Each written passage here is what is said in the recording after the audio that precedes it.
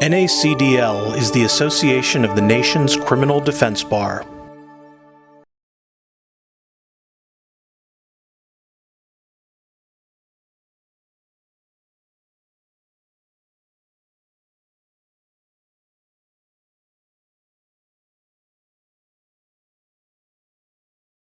So all of these dystopian movies and books all kind of start the same way and follow the same plot line. They usually start with our government asking us to do something. And when our government asks us to do it, it seems like it's for the greater good. We are happy to contribute to helping others in our society, in our community. We sometimes even volunteer. And then what inevitably happens is, we hear from the people who are asking us to do these things. People in the government who also believe they're doing the right thing, right? They believe that what they're asking of us is right and good for the community. And then usually in these movies, we find a hero or a set of heroes, a group of heroes, that all of a sudden start to figure out that something is not quite right, that we have a reason to distrust the government. And then they usually wind up driving to some government facility. And I don't know, but for whatever reason, it is always in the desert, or it looks like it should be in the desert. And in those rooms, in those facilities, are rooms with all of these locked doors. And our heroes wind up inside these government facilities somehow. And there's usually a moment where they're forced to enter a door, either because they're hiding from someone, or they're lost, or they just decide now is the time to find out what's going on. And behind those doors, they find files and files and files of government documents, and sometimes secret government experiments. You can see I've watched a lot of these movies. And so you might understand why when my friend and colleague, Tamar Lair, called me and said, "Hey, Jen, I think that the state of New Jersey is using infant blood as an end round around the warrant requirement, that they're asking for blood stored in government facilities and taken from newborn babies and using it to get probable cause to take our own clients' blood." You can imagine why my mind went like right here.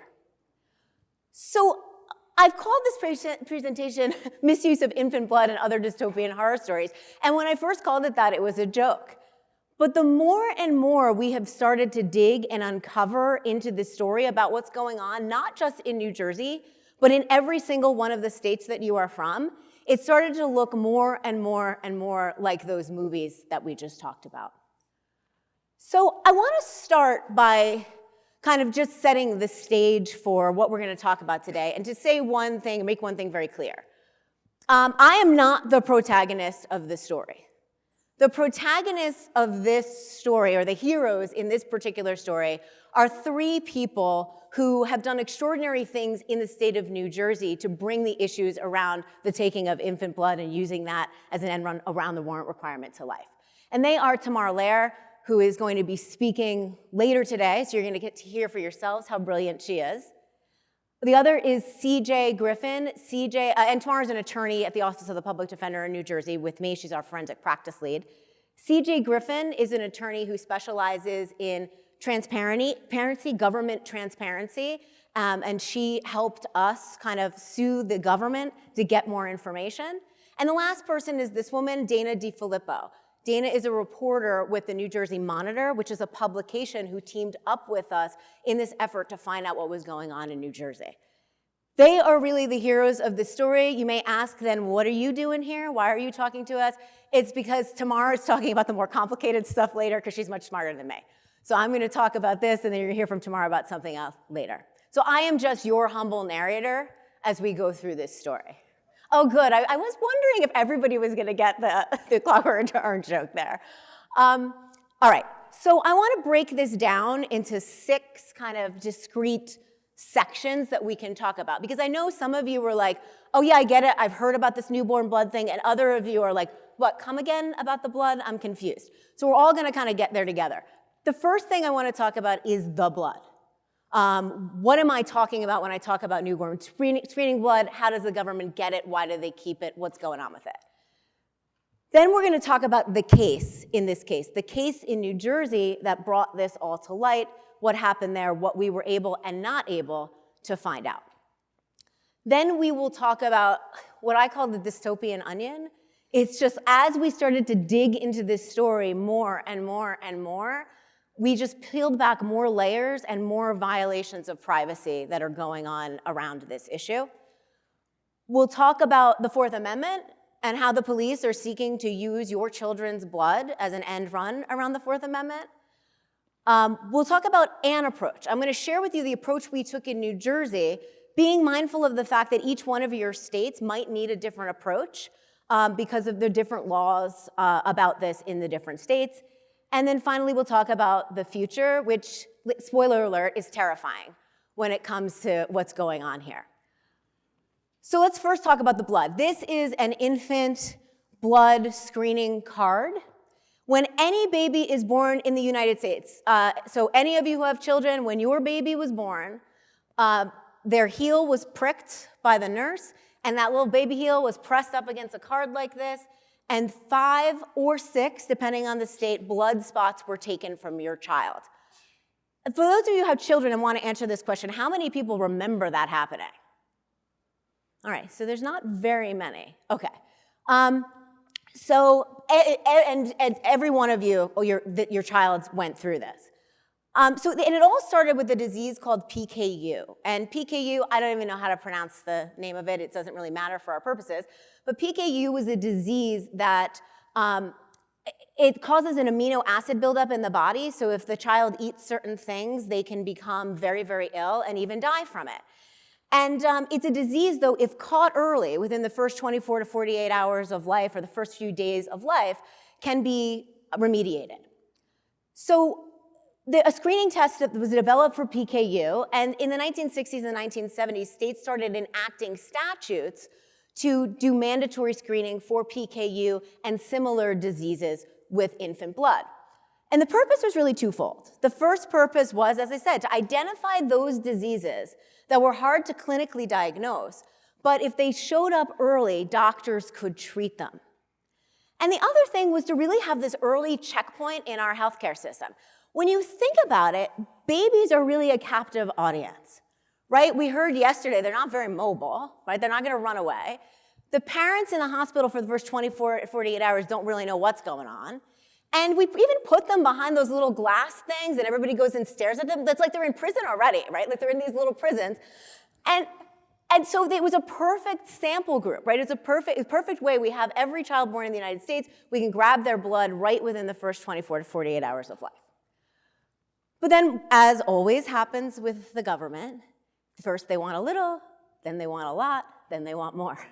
So in 2005, they expanded the list of diseases that we were screening for. The American College of Medical Genetics recommended 3 criteria for infant blood screening. One was, is there a screening test available? Seems obvious, but it was on the list. 2, something that's not likely to be detected clinically, right? Not likely to be detected when you bring your baby for their first visit to their pediatrician. And then finally, that there's treatment for it, because what's the point of screening for a disease that we can't treat, and right, troubling parents with a disease we can't treat. And the recommendations of this organization were that the screening be confined to that, right? That those were really the only reasons you'd be taking blood that early and testing it. But of course, we started adding more and more diseases. And in 2007, there was an organization formed to create a uniform screening panel. They adopted the Genetics Association 29 diseases. They added 7 more. And as of 2020, there are 35 core conditions and 29 secondary conditions on that list for screening. So we've had a real scope creep, right, in terms of what we're screening for. And we have gone from screening for those diseases that can be treated to screening for some that can't be treated, screening for some that go beyond the types of illnesses that fit that original criteria. We've gone from 29 to many states are screening for more than 80 diseases. Do we have Californians here? Who is here from California? Figured there'd be a lot of you. All right, yeah, you're gonna wanna like hold on to your stuff, because California is one of the craziest states when it comes to all of this. California is screening for more than 83 diseases, which is not the smallest problem. I mean, not the biggest problem. And we're also screening for hearing loss and congenital heart defects, which are really something that could be clinically diagnosed. There's no reason to have to diagnose these things within the first 48 hours of life. So how does this start? It starts with a little prick to the baby's heel. So here's a photograph of a doctor doing an infant screening. Don't hit the ouchie parts, right? They do it on the outside so that they don't hit any nerves. They take the blood, they stick the little heel onto this screening card. Here is a kind of a punched out screening card, one that has been used by the lab to screen for genetic tests. And you'll notice something. There are two completely whole circles of blood that don't need to be touched. And these are even in states like California that screen for more than 80 diseases. So they only need 3 of these samples in order to get what they need to do all of that testing. And even despite this fact, states like California and many others have moved to taking 6 spots of blood. So now in California, they're using 3, they're keeping 3. And to give you an idea of the scope of this, right now, in the time it takes me to do this presentation, 445 babies will be born in the United States. 10,000 every day, almost 4 million babies born every year. And if we say every state takes 5 blood spots, that's 18 million blood spots that we are collecting every year.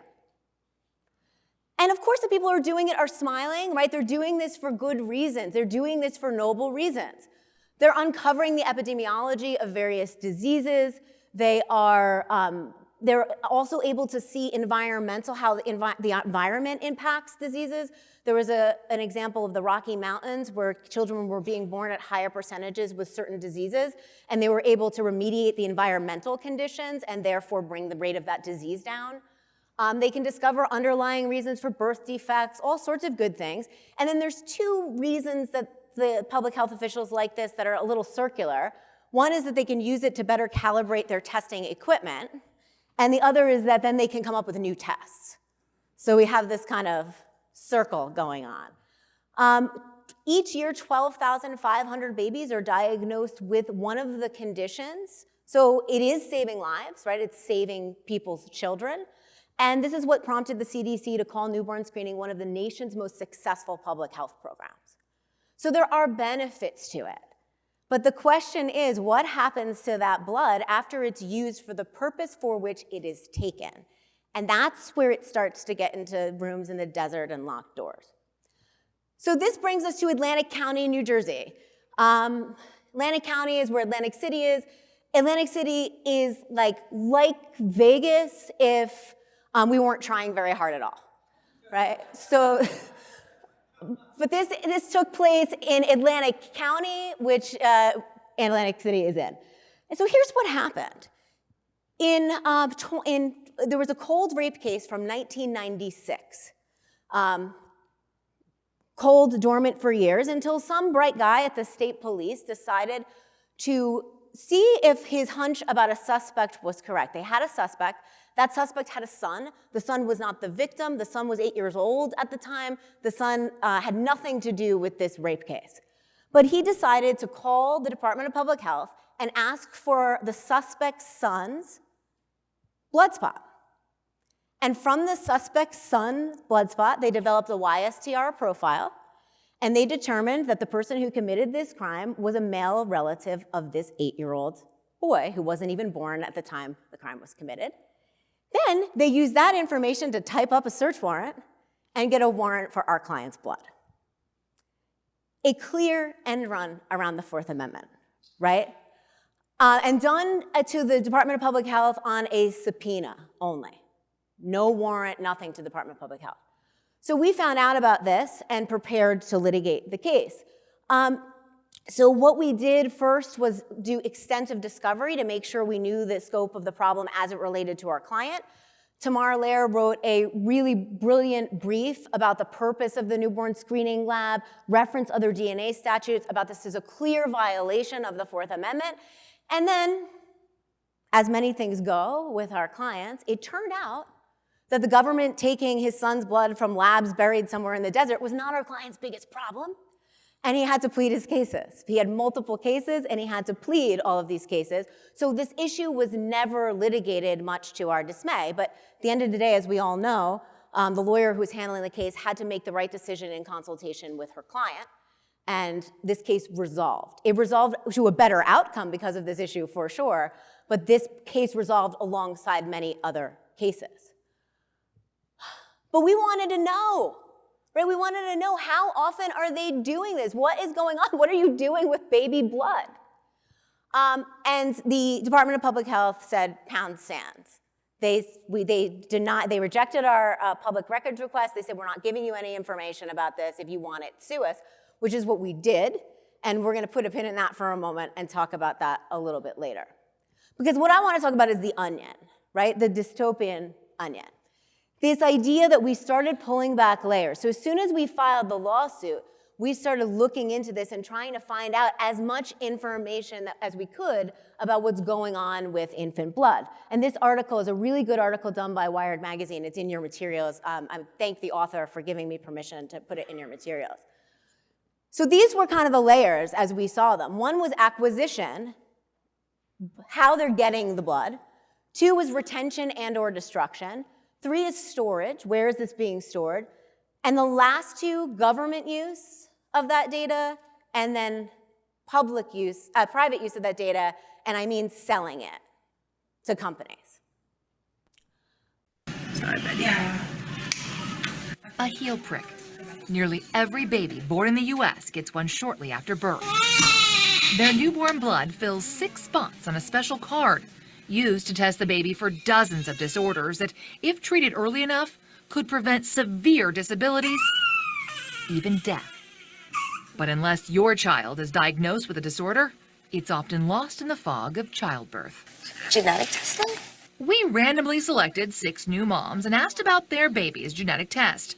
3 remember the heel prick, 3 think they knew about the test, but like most parents, none knew what happened after the test. Were you aware that the state was storing your child's DNA?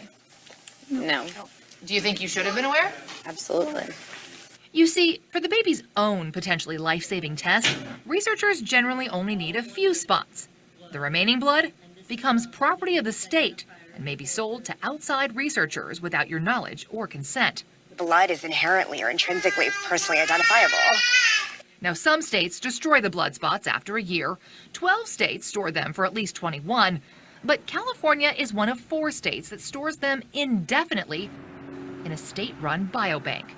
That should be in the desert. Look at that. It's from every movie, right? Where they go to the lab. So I wanted to give you sort of a graphic, and this is from a wonderful article by Natalie Ram that's cited in your materials that shows where states are on this. But the point of this is there's only 3 states that allow you to, must inform you of what's going on, both at the time they take the blood and what could happen with it in the future. They're the states on the bottom. And there are 3 states where there's no exception at all. Arizona, Nebraska, West Virginia. You cannot opt out for any reason. Most of the states, including New Jersey, where I'm from, are states where you can only opt out for religious reasons. And Nevada, you guys are sitting prettier because you can opt out for any reason in Nevada. So you're in a slightly better spot, but I'll tell you, don't breathe a sigh of relief because it gets messy. But this gives you some idea of the policies. But in most states, the vast majority of states, this is happening without parental consent. And there are 2 ways that the government does that. One is using the 10th Amendment police powers, that the state has the power to do things that preserve the public health. And the second is this, the common law parens patriae power that basically says, if it's for the children, we can step in. So you have these 2 sort of overarching explanations, and there are researchers and people interviewed at these labs that basically just say this stuff, like, it's for the common good, and it's for the children, right? And that's why we do it. Informed consent is interesting because nobody really knows what the informed means. There's only a handful of states that require information be provided and that the information be provided contains certain content. and only 3 states have to tell the parent that they have a right to object. So you get, when the consent, when the informed part are these beautiful brochures about how we're going to find out if your baby has diseases that say nothing about what happens to those things afterward. And in those states where you have the right to refuse, you get a form like this. I'm not going to read it, but it basically says your baby is going to die if you sign this form, right? Like that's what it says. So the parents are only being told about what we in this room would consider the good part, right? That we can screen our child for diseases. They're not being told that this could be sold to researchers. They're not being told it could be used by the police. They're not being told that it could be stored for up to 100 years or indefinitely. So I just want to put this into a little bit of context, because while this was going on, Tamar was pregnant while we were doing this. So like all good defense lawyers, using whatever assets we had, we were using Tamar's baby to get information. And this is an actual text exchange. So Friday night on September 2nd, she says, I was just going through my to-do list before the long week. The baby was born the next day, before the long weekend, just in case. And I said, oh, wow, keep me posted. But I'm working until this baby is here, because she's a criminal defense lawyer. And her name is spelled wrong in my phone. There's a story behind that, but I'll tell it to Tamar later. So then she sends a group text after her baby is born. Now, I knew the baby was born. She had texted me the day before, but CJ, our lawyer in the case, didn't know. And there's her baby with the Gerber baby face, because we're a little concerned about privacy. She sends me this picture, the heel prick for the genetic test. She did not like it, but wait till she finds out what the cops do with it. And then she says, oh, by the way, CJ, I had a baby. So then I say, can I use this for the Vegas presentation? And she says, that's why I took it. But then she tells me that she talked to the nurse, and she asked all these questions about the infant screening form, and the nurse had no idea. The nurse had no idea. The nurse who was supposed to take her consent had no idea what was happening to that blood. The nurse Googled it, came back horrified. They had a bonding moment, and then I just texted back, this is NACDL gold. So, but the point is that nobody knew what was going on, and this was Tamar's second child. She didn't know any of this with the first child. The only reason she knew is because we've been working on it for months while she was pregnant. So I think it brings up a lot of good points. The other thing is we did try to get Tamar to refuse the blood spot to see what would happen, but in New Jersey, they will call social services and send them to the hospital, and that's when I learned she's really not committed to the work. So in 2014, there was a bunch of families in Minnesota. They sued to have blood spot destroyed because they said we should have been informed not just about how you were going to use it to test my child, but about the research purposes and all the other stuff we're going to talk about down the line. And the Minnesota courts agreed. They agreed a lot. And for years, the state of Minnesota defied court orders to destroy that blood because they need it for the children. Right? They kept saying, but we really, really need it. We really don't want to destroy it. And they kept getting dragged back into court. And then finally, the families prevailed and almost 1 million blood spots were destroyed. I want to talk about something. I never thought in my life I'd have a slide called human subjects, but I do. I want to talk about this human subject exception. Informed consent for experiments is always required for research on human subjects. And that comes from the federal policy for the protection of human subjects. However, non-identified biospecimens are not subject to informed consent requirements. And because these are de-identified, meaning they don't have a name on them when they are used in the future, they're not considered to fall under this particular protection. And this is going to come up later, but it also means that your state law will control. There are no federal protections in this area. So it's going to be your state law that controls. Retention, I don't know, 1 year, 100 years. New Jersey, we think it's 23. We're not sure. Most states tell you exactly how many years. Vermont is 1. Michigan is 100. California is indefinitely. I also query in states that have informed consent if they're keeping the blood past the age of 18. Like, can your parent consent for you? And then when you turn 18, you say, I no longer consent? I don't know, just things to think about if you're in one of those states. So, most states keep the cards. They keep them in these little zip packages. We think in refrigerated places. I don't know, I haven't snuck into the government facility yet and actually opened the door. They tell us there's no genome databases, right? Like says the people with the labs in the desert. There's a big asterisk though, because new forms of testing require stages of genetic sequencing. So for example, cystic fibrosis testing, the traditional test was a screening for an enzyme in the blood, but now many states, if they see that enzyme in the blood, will proceed to the next stage, which is sequencing the gene for cystic fibrosis. So, and there's a couple of other diseases that are starting to be treated the same way. And of course, many of these states will tell you, and a lab or an investigator could sequence the material. So when you're thinking about consent, like we would be here all day if we talked about all the permutations of consent. You need to know what's going on in your state, but think about consent to take it, consent to retain it, consent to store it, consent to use it, and consent to sell it. Because those are all the areas that are going to come up. So the Fourth Amendment, this poor guy, right? Like he took a nice picture with his baby, and I'm just like totally using it for evil purpose. It feels like every day, right?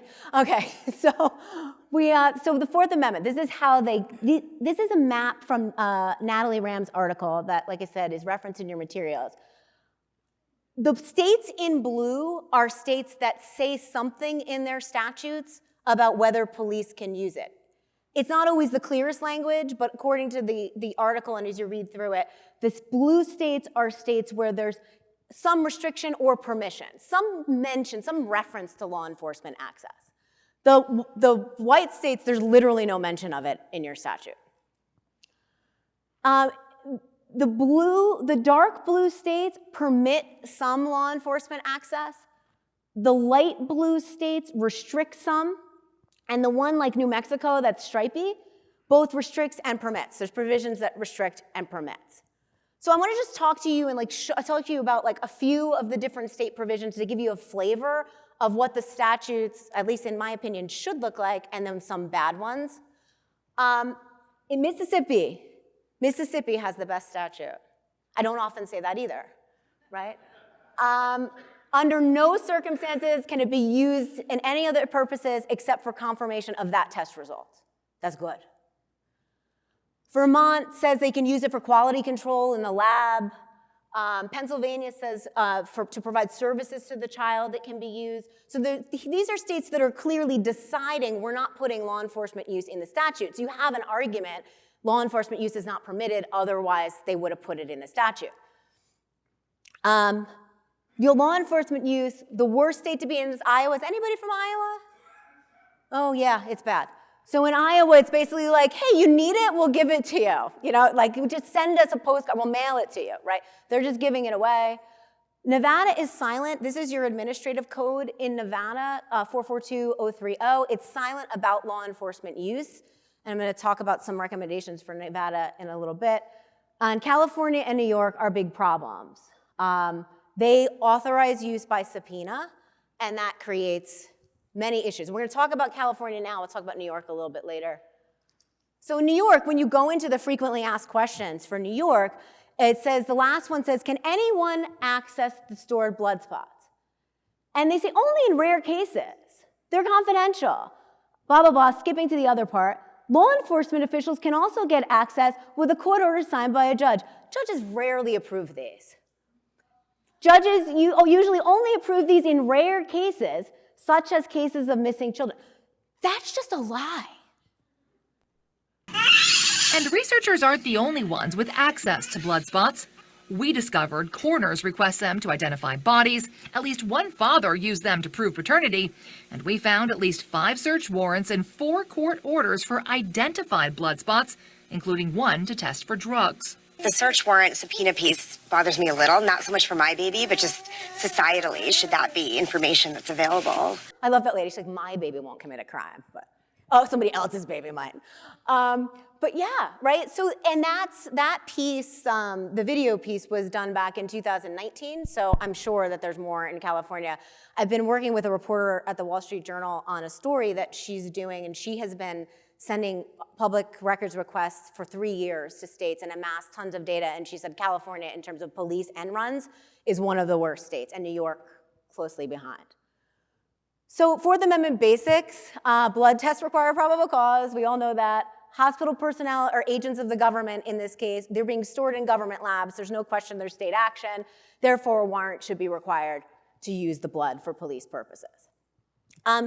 The ways that states have tried to get around the warrant requirement in similar situations are two doctrines, the special needs doctrine and the third party doctrine. So I just want to talk about those briefly and highlight the most analogous case law. Ferguson versus the city of Charleston was a case where they wanted to take blood from pregnant women and screen it for drugs, and then if the results were positive, give it to the police. And the court weighed the privacy intrusion against the special need, right? So the government says we have a special need, and then the privacy interest, and they do that balancing test.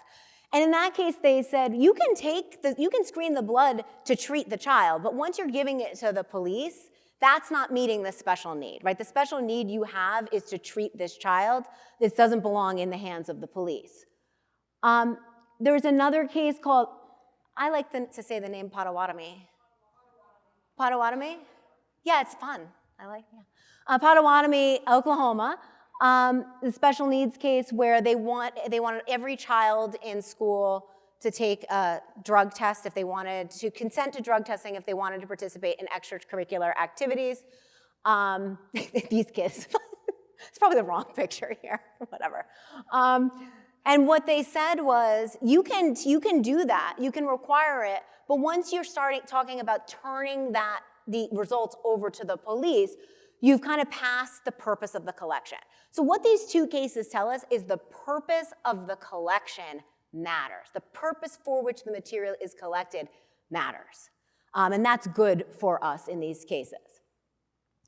In 2000, I'm going to give you an example of kind of a case where this doctrine, I think, would have applied had it gone to court, but it was dismissed by the prosecutor's office. The state gave a woman gave a DNA sample to the state of California in 2016. She was the victim of a rape, and she gave the sample in order to help identify the person who raped her. In 2021, much to her surprise, she was arrested for a burglary based on a DNA match. And her DNA was not in CODIS, or not supposed to be in any kind of database, and they found out that the police in California were keeping a database of samples that they had taken without informing the people who were giving it and getting knowledge or consent. So when this happened, Chesa Boudin, who was the prosecutor in San Francisco at the time, dismissed the case, so it didn't ultimately play out in the courts. And that was a good thing, because there was a recognition that this was the kind of end run, and the special needs doctrine or the third party doctrine didn't apply, because why she gave it mattered. She gave it to catch the person who raped her, not for any other purpose. The third party doctrine is simply just, if I give you something, I kind of like relinquish my privacy interest in it, right? That's the third party doctrine in a nutshell. And this applies to like genealogical databases. I think everybody is familiar with Joseph James D'Angelo, who is the Golden State Killer, who was captured because people in his family had uploaded material into GEDmatch, which is like an ancestry repository, kind of, it connects all of the ancestry sites together. And the argument there was that the different distinguishing feature there was that this was voluntary. Nobody told you had to do that. You voluntarily uploaded your DNA, and therefore you have to reap the consequences. There are standing issues. So this is Tamar's baby also. This is one of the onesies. I got the baby when she was born. That is not her husband. That is her favorite Supreme Court justice in New Jersey, so I put him on her husband's face. I think there are standing issues in this case as well. Whose blood is it? Who owns it? Who has an interest in it? If your state has automatic standing like New Jersey, it doesn't much matter, but if you have standing issues, you might have to sort through that. I mean, I think there's a very strong argument that Your genetic material is probably some of the most personal information we have, so we have standing to contest its seizure, but you might have issues there. All right. So I want to talk about an approach. I call it an approach because it may not be the right approach to you. In New Jersey, we're in a state where we have religious exemption, that's it. You might have different needs and different approaches. So what we did in this case is first we needed to know. The first step is you need to do a public records request. New Jersey is one of the most difficult places to get public records. It's surprising to a lot of people because we're very progressive in other ways, but what we call OPRA, the Open Public Records Act, is like impossible in New Jersey. So they told us no, we had to sue them. And we sued under the Open Public Records Act, which we call OPRA, which is kind of fun, but nothing at all like the real Oprah. We always joke, like at some point, there's like, you get files, you get files. And what we did was we said, we don't want the names of the times they've done this. We just want to know what police departments have done it and what information they asked for, how they asked for it. And it can all be anonymized. We don't need the names of the cases or the clients or anything. But we kind of ran into a problem. And the place that we ran into a problem is under our OPRA, you kind of have to have an interest. You have to state your interest. And as the public defender's office, it was kind of like, what interest do we have in like everybody else's random subpoenas, right? We got the information in discovery for our client. So we partnered with Dana DeFilippo and the New Jersey Monitor and used the press as a way to say the people have a right to know. Because members of the press have a very different interest, right? They have an interest in finding out about our government, reporting on it. So it enabled us to really broaden the scope of the request and enabled us to get past that hurdle by partnering with a media outlet. And it also gave us an opportunity for publicity. Now, I don't know about you guys, but sometimes like I'll call reporters about issues that I think are really important about like why the police are violating our rights or why people should get let out of prison. Like, it's not always the stuff the press are like, yes, I'd love to write about that. When you call a reporter and say they're taking our children's blood, everybody pays attention. So it created this press firestorm. And what happened is parents, we were like terrifying parents, which was part of the plan. And these terrified parents were calling their local politicians and their police department saying, what are you doing with my blood? So it created this great platform. We did and some of this was accidental, but I'm giving it to you as a roadmap. You create this political firestorm that forces people to do something about this. So we had likely allies, all the usual suspects, and then we had some really unlikely allies. I don't know if everybody knows. Does everybody know Candace Owen? She's a like super right-wing political commentator. I'm trying to be judicious with my words. Tired mom saying, I want to go home. I don't want to take any more tests. I want no more knocks. I want to go home. But a conspiracy theorist might think, okay, is the state doing something with that blood? Why would they make it so severe that it's a misdemeanor? I don't tend to ever think that the state loves your children so much that they put in place a law like that because they just want to help kids that maybe have some genetic disorders. And this is actually funny because a month after I gave birth to my daughter, this article popped up, which I want to just read the headline for you guys. Police used a New Jersey baby's mandatory blood sample to pursue a criminal case. Public defenders and a newspaper are now teaming up to sue over privacy concerns. A new lawsuit is asking how often police in New Jersey use DNA from blood samples taken from newborn babies to build criminal cases against their family members. The state public defender's office wants to know if screenings that are mandatory to test 100,000 newborns every year are being used to sidestep constitutional rights. News 12 New Jersey's Alex Sedan reports from Trenton. So like I almost died, right? Because the conspiracy, there I was on Candace Owen. And people were calling me like, because it's like none of my friends, but they're like, my mom just called, she said like, you're on the Candace Owen show. Like when I'm on Candace Owen's show, this is an issue that's important to everybody, right? So we really got what I'm gonna call the tinfoil hat circuit as well, right? Like we got these people who see a government conspiracy in everything to kind of question this. So it is really a case where you could partner with some really right-wing, super ultra-conservative organizations and have them on your side. The same is true for things like surveillance and stuff like that. You can make some really strange bedfellows in that area. So this was everywhere. So for months, we're saying, this could happen hundreds of times, it could happen thousands of times, we want to know, and we finally won, and we found out, and it was 5. And I was like, it could happen 6 times, right? Like, so the number was small, but it didn't matter, because the publicity had just taken on a life of its own. It didn't matter that the number was 5, just didn't matter. So what did we get? Some people say, well, what did you get? You only found out that 5 things happened. This is Tamar's baby's other gift. What we got from this was an opportunity to get ahead of an issue that I think is going to be a battleground, and we can get ahead of it now.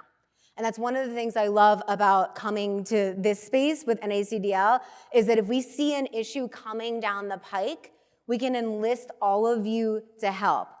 I don't think it's a huge problem right now, but the more police get away with it, the more they're gonna do it. And as time evolves, I think we have a short period of time to nip this in the bud before it becomes a bigger thing. So we had some legislation being introduced in New Jersey by Senator Mukherjee, and we're working on that with a bunch of parties right now to change our law to look more like the states that say you cannot use this for law enforcement purposes.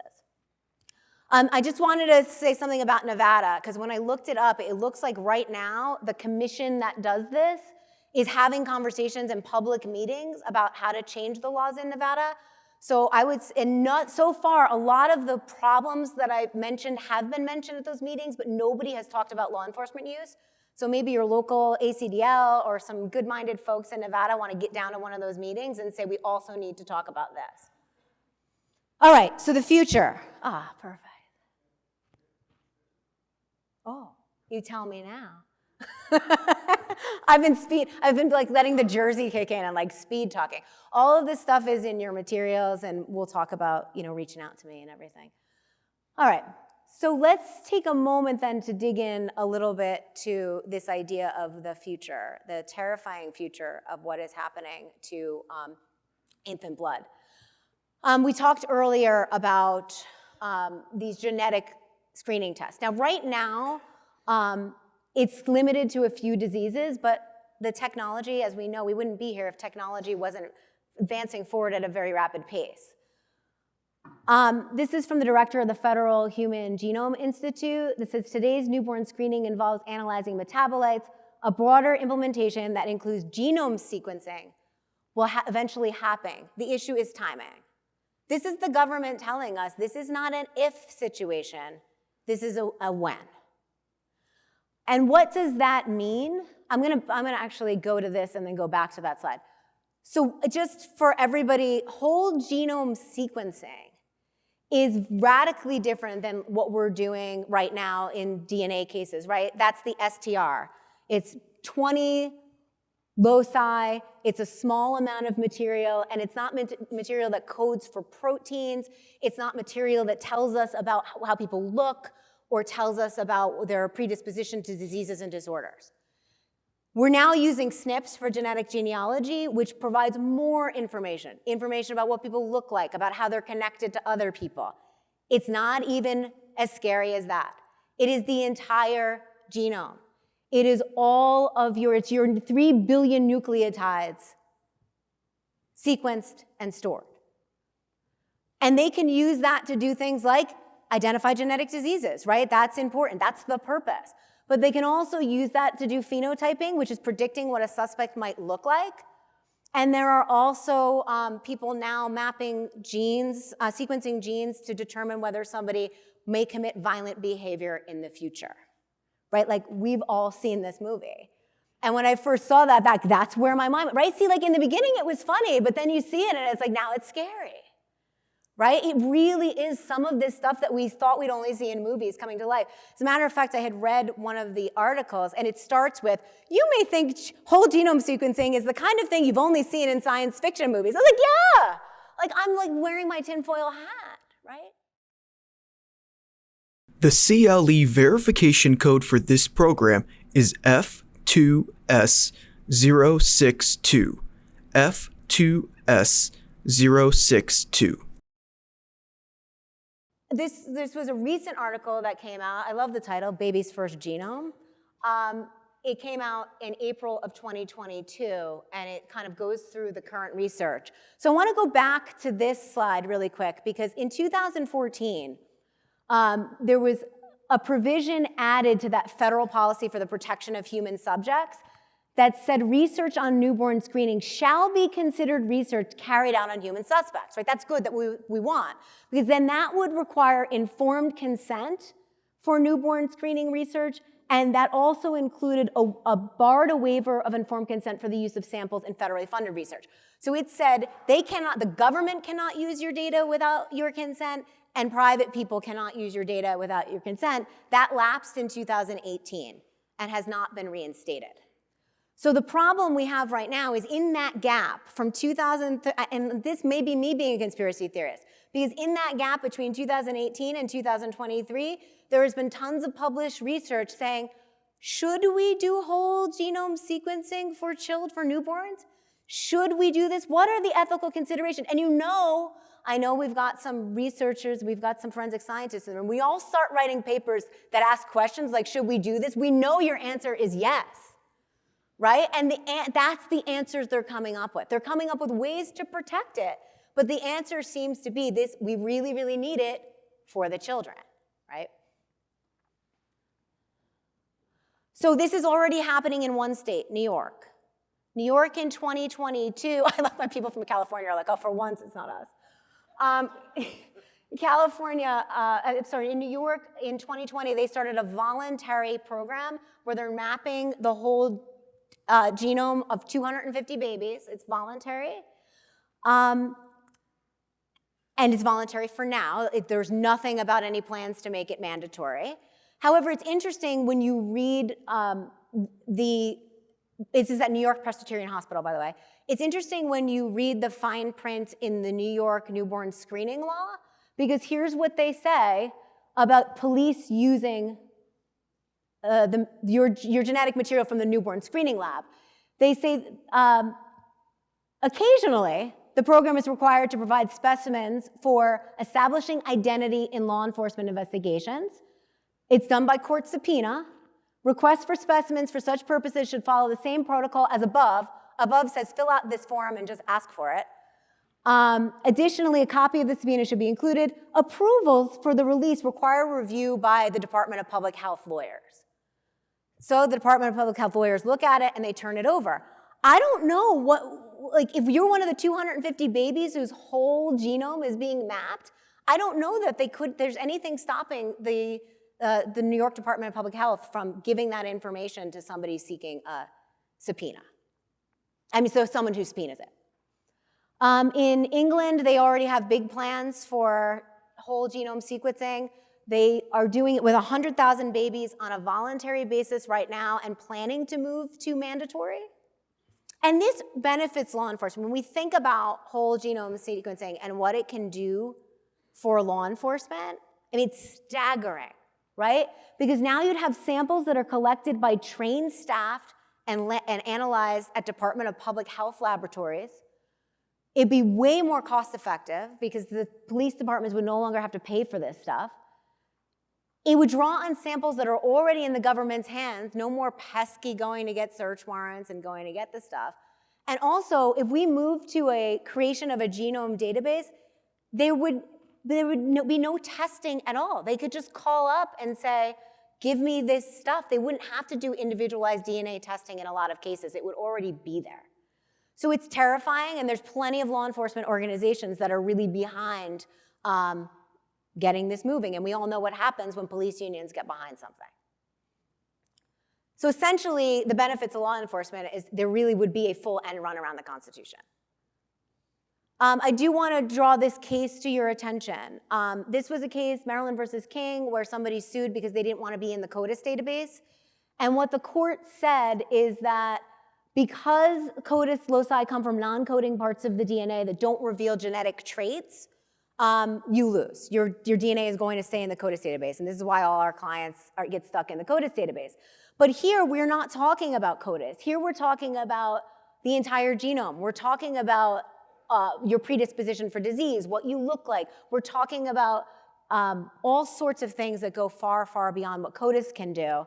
This was also from State versus King. If in the future, police analyze samples to determine, for instance, an arrestee's predisposition for a particular disease or other hereditary factors not relevant to identity, that case would present additional privacy concerns not present here. Not related to identity concerns me, but the sentence recognizing that CODIS is different from what we were talking about is something that we can use. Okay, so we get to the sale of newborn screening material.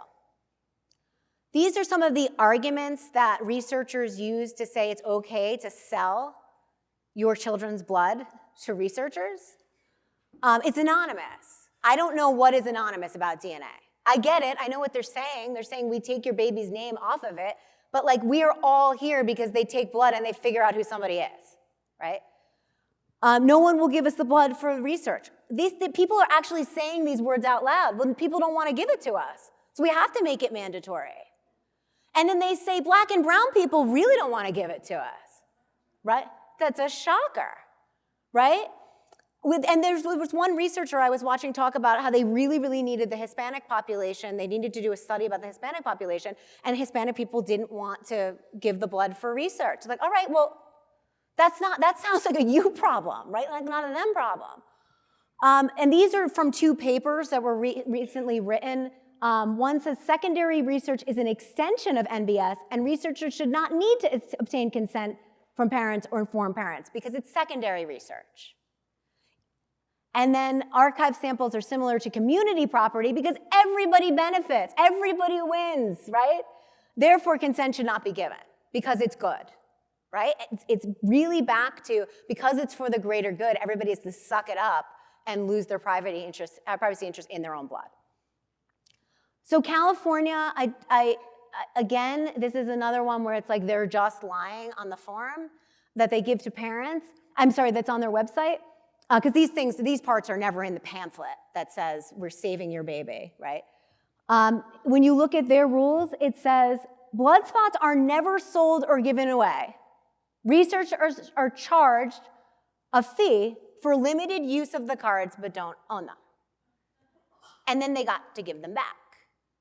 So I'm like, if I sell you a candy bar and you eat it and either throw it away or give me back the wrapper, I really feel like I sold you a candy bar, right? Like to say that that's not selling because I'm loaning it to you, using it, and then either destroying it or giving it back.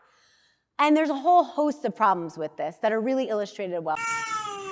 California has been storing blood spots since 1983, collecting more than 9.5 million since 2000 alone, and can now test newborns for more than 80 different disorders. So you take issue with the fact that we say the state is selling your child's blood spots to private researchers. Issue with the term selling, yes. He explains regulations require the program to be self-supporting. It's supposed to collect enough money to pay for itself. The biobank collects $20 to $40 per blood spot, which Lori says helps to recoup costs. They've sold about 16,000 spots over the past 5 years, totaling around $700,000. In comparison, the program reports $128 million in revenue last year alone, mostly from testing fees paid by parents. They used to collect 5 samples from each child. They now collect 6. And while the state may not profit off the child's DNA, what about the researchers?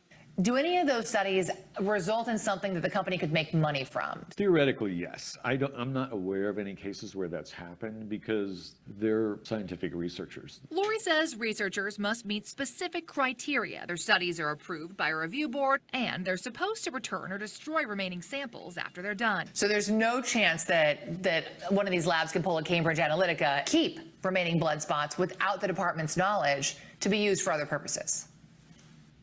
I want to say no, but I'm not going to say no because I know how humans can be sometimes. But Lori stresses the blood spots are de-identified. No name or medical information, just the blood and a number. And to be clear, there is no genome database. The state doesn't extract or sequence the DNA, though a researcher may, depending on the study. There is no such thing as de-identified DNA. Privacy advocates like consumer watchdog's Jamie Court say blood spots are inherently identifiable. He notes investigators recently ID'd the suspected Golden State Killer using a public ancestry site and unidentified DNA. Right, so like even the people in charge of this stuff are like, we're not really sure what's happening to it. So there was a case in Michigan, a civil rights lawyer had a baby, and he watched them take the blood. He said, I want you to destroy it after the test. They said no. There was a long drawn out legal battle. And it ultimately, it's still going on. There's still pieces of this story going on. But he wanted to have his son's samples destroyed. He wanted to require state and health authorities to educate parents, to truly get informed consent from parents, and to require an opt-in, right? So the parent has to opt into the program, and then to create more transparency and oversight. This is still ongoing. There have been small victories, and some of the samples in the possession of the Michigan Department of Public Health have been destroyed, but the saga continues in Michigan. But as far as I know, Michigan, Minnesota, there was a couple lawsuits in Texas, which we'll talk about in 2 seconds, and New Jersey are the only places where this has been litigated. And we don't know of any place where it had been litigated in the criminal context. So this is all very, very new. So let's talk about Texas. So these, for like 2 slides, I'm just gonna put on my tinfoil hat and we're gonna end it. But in Texas, a bunch of parents in Texas sued over some baby blood samples. The state of Texas gave 800 dried blood samples to the US Armed Forces Pathology Lab. But that already does not sound good. For a forensic database, the parents sued. They wanted those samples destroyed because they did not consent to that. And when they did, they found out that the department sold samples, bartered samples with foreign governments, and distributed to researchers without the permission of the parents. And when they asked, what specifically were you doing with it, they said, that's classified. So those samples were destroyed, but we still don't know what happened to them. I've seen this movie, so I think I know. And like this,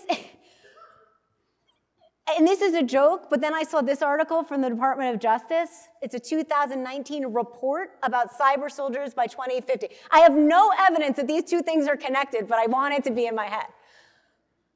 And last but not least, in working with this Wall Street Journal reporter, she talked to me about, I said, what's the most egregious example you have seen so far? What is the most bizarre example you've seen of misuse of this stuff so far? And she said, there's a company in Texas, I do not know if it is this one, but a company in Texas that wants to bring the woolly mammoth back to life, but they also want to see if they can impregnate somebody with Neanderthal DNA to see if they can have a Neanderthal baby. And I wish that this was a joke, what she was telling me, and they got blood spots. I don't know if it was for use in that, but they got blood spots from the state of Texas. And we've all seen this movie too, right? So our future, and I really do, like, I know that I do sound like a lunatic screaming up here into a void, but I really do think if we do not collectively act in the next couple of years, this is going to spiral out of control. The train will leave the station, the horses will leave the barn, whatever it is you want, what expression you want to use. We've got to get in front of this. So my recommendations to you come twofold. Casework and public policy work. Know your state. First, do a public record request and just find out these things. Even if all you do is send it to me, I want to know these things about every state. Litigate. If you have a case where you think this is going on, litigate it. On the public policy front, if you don't have a statute that governs this, ask for one. Try to make changes to your statutes and your law. Try to hold your Department of Public Health accountable. Partner with the press. I'm telling you, terrifying parents is the way to do it. And they should be terrified. I say that as a joke, but they should be terrified about what's going on. And push for changes. We all need to collectively push for a change in the federal legislation that puts this underneath that federal protection for the use of blood for this to be considered a biospecimen and therefore be protected by the federal government and have federal standards. And in talking with this Wall Street Journal reporter, she did tell me that Michigan, Minnesota, and New Jersey have really ignited discussions in Washington about renewing this push for the federal legislation. Because the articles keep coming out and this stuff gets scarier and scarier. So I am always happy to help. I recommend as a starting point you read this article, Natalie Ram's article. Please just note when you read it that it was written, I believe, in 2018 or 19. So some of the stuff about whole genome sequencing has not made its way into it and it needs to be updated. You can always contact me, and please contact me. You can tell I'm like really interested in this. Tamar's really interested in it. We want to know what's going on. We want to be able to help. And when you call, you will find me at my desk in my tinfoil hat. All right. Thank you, guys.